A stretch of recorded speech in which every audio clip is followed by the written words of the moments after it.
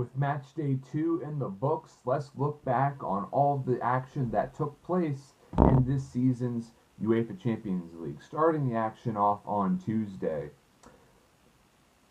AS Monaco hosted Bayer Leverkusen, and one of the hottest strikers in all of Europe right now, you have to say, is Javier Hernandez. Chicharito has now scored 100 goals for European clubs, quite the landmark to reach in his career.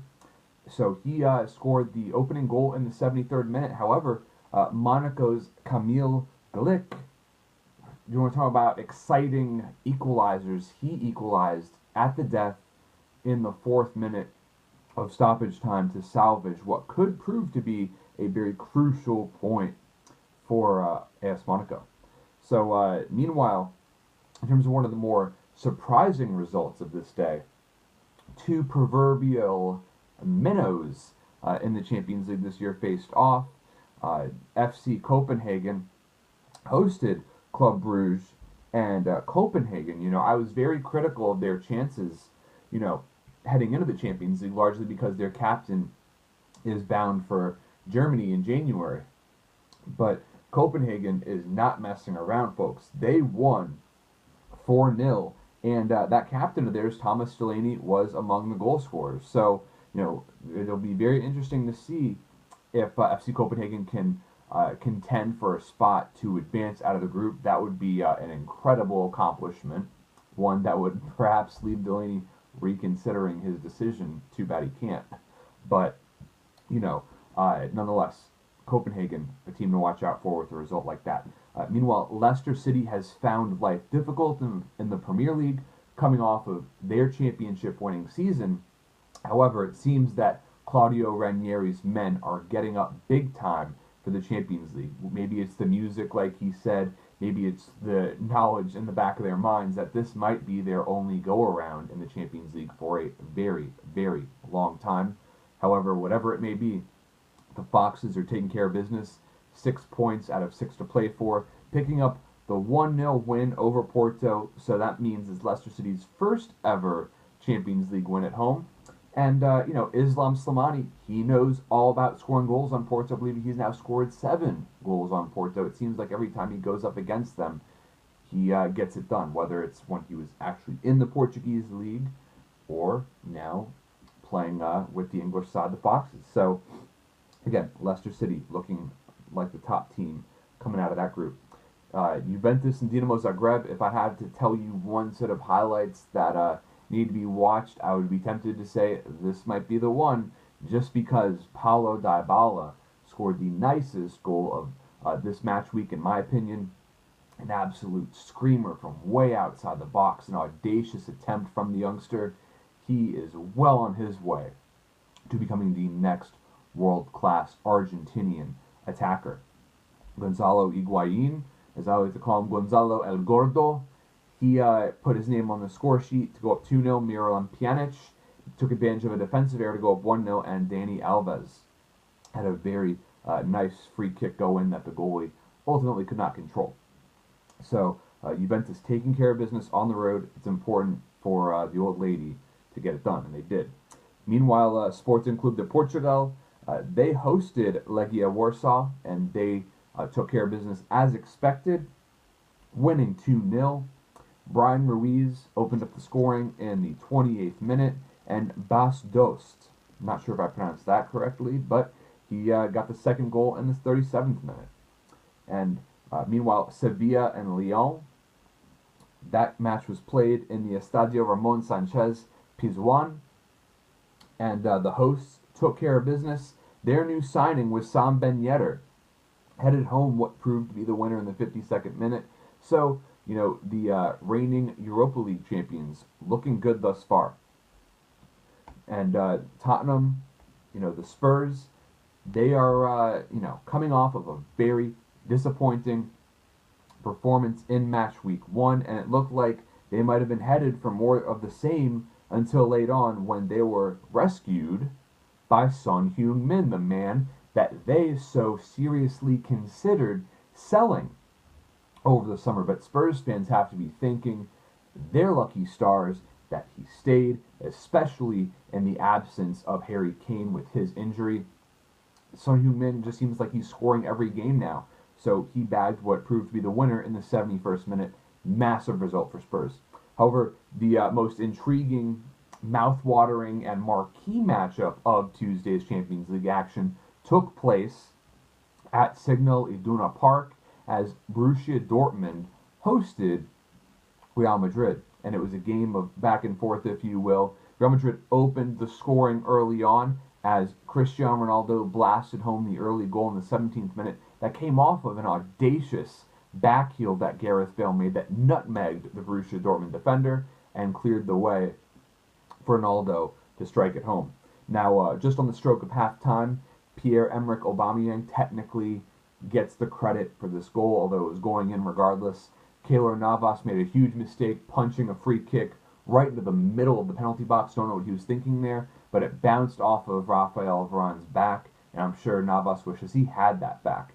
However, Varane, for whatever culpability he may have had, he redeemed himself in the second half as he scored Real Madrid's go-ahead goal in the 68th minute. However, of course, for American soccer fans, the big story out of this one, the hype train is choo-choo-chooing for Christian Pulisic. He came on as a substitute and made an instant impact with his attacking play. The winger is such a technically gifted player. His first touch is great. His pace is tremendous. And, his play was what resulted in setting up Andre Schürrle's equalizer in the 87th minute. They went absolutely berserk in Signal Iduna Park, and Pulisic is one of the reasons why Borussia Dortmund fans should be so excited. They have so much other young talent, of course. Ousmane Dembele is, a tremendous player who is providing a great attacking threat as well. This is just such a loaded team they have at Dortmund. Really, Bayern Munich is not the clear favorite to win the Bundesliga. Borussia Dortmund has a serious shot. Watch out for them. They are among Europe's best, without a doubt. Now, looking at Wednesday's action. Barcelona got off to a slow start against Borussia Mönchengladbach. They gave up an early goal in the first half. Thorgan Hazard drilled home a nice finish off of a great pass from Mahmoud Dahoud off the counterattack. So the two rising starlets combined for an important score there in the 34th minute. However, Lucho Enrique, the Barcelona manager, made the necessary changes at halftime, adjusted their tactics, and it paid off. Arda Turan blasted home a goal into the roof of the net in the 65th minute, and Gerard Piqué scored a short-range effort in the 73rd. And, Borussia Mönchengladbach is not necessarily a contender for the Bundesliga title, but they are no slouches. Barcelona's win at Borussia Mönchengladbach at Borussia Park was the first time Gladbach has lost at home in 9 months. So that's a pretty big result for the Couleurs there. Looking ahead, Arsenal went out and won at home over FC Basel. Theo Walcott had great things to say about his own confidence and the confidence of the team as a whole after the win. He scored both goals in that match inside of the first 20 minutes. So, Walcott, for such a long time, there's been speculation rife about him leaving the Emirates, but he has so much experience. Might not have the same pace he once did, but clearly can do a job for this Gunners side. And Atletico Madrid, Bayern Munich, the marquee matchup of Wednesday's action. It was a back-and-forth game throughout. However, I think most people who watched it would agree with my sentiment here that Atletico deserved to win. They did more with the possession they had. I was certainly impressed with the way they played. And Yannick Carrasco scored a very, very nice strike. That proved to be the game-winning goal. However, Atleti created a lot of great chances, but Manuel Neuer is not an easy guy to score on. So it'll be interesting to see how it plays out there. It'll be very, very difficult to ascertain who's going to win that group. Will probably come down to Matchday 6. Meanwhile, Napoli and Benfica engaged in the highest scoring game of Matchday 2. Marek Hamšík continues to ball out at an extremely high level. However, the big story here was Dries Mertens, the Belgian international, scored some audaciously beautiful, cracking goals. Got to see both of them in the 51st minute and the 58th minute on either side of Arkadiusz Milik's goal in the 54th. Probably didn't pronounce that right, but hey, I tried.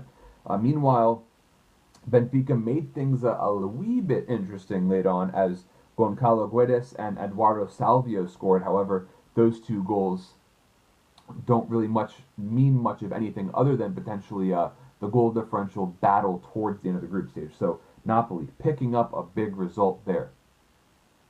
And Besiktas and Kiev played to a 1-1 draw. Ricardo Quaresma scored a beautiful free kick in that one. I would check out that goal. Meanwhile, Viktor Taizganov equalized for Kiev. So Kiev, I'm sure, will be happy to come away with a point out of that one.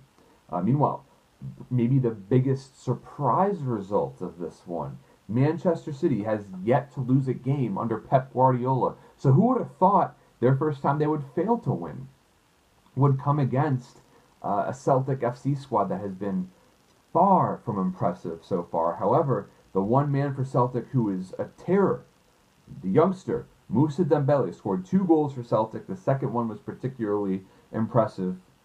Fernandinho scored the first goal for Man City. Raheem Sterling continues to score goals and get it done. One of the best players in England right now. And, Celtic had the lead on 3 separate occasions. They just couldn't close it out at home. So almost a disappointment for him there, but I'm sure Brendan Rodgers, the ultimate spin master who can make any result look positive, is probably looking at this as if they won the World Cup or did something superb and spectacular. Who knows?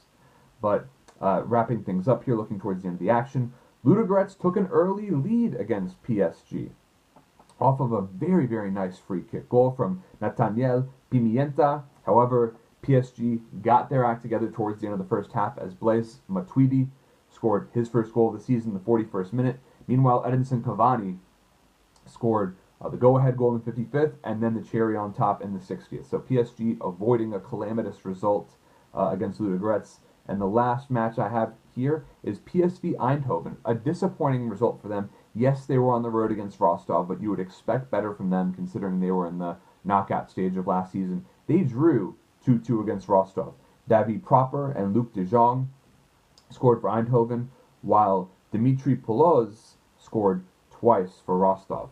So looking here at the standings now, through 2 match days, Napoli is on top of Group B with 6 points, ahead of Besiktas, who has 2, Dinamo Kiev, and Benfica each have 1. Should have started with Group A, but hey, Group A is here it is. Arsenal and Paris Saint-Germain both have 4 points, and Basel and Ludogorets each have 1. Group C, FC Barcelona with 6 out of possible 6. Meanwhile, Manchester City has 4. They're second in the group. Celtic has 1, and Borussia Mönchengladbach, I'm sure they are disappointed to have no points at this point. They're facing an uphill battle to advance. Atletico Madrid, look at these standings right here. Atletico Madrid, 6 points. Bayern Munich, 3. Meanwhile, Rostov and Eindhoven each have 1. So 2 match days in and already having kind of clearance and vision of where that group's going to be going. Group E, AS Monaco is top with 4 points. Tottenham with 3. Bayer Leverkusen 2, and Moscow 1. So 4-3-2-1 right there. A nice little tidy table to look at.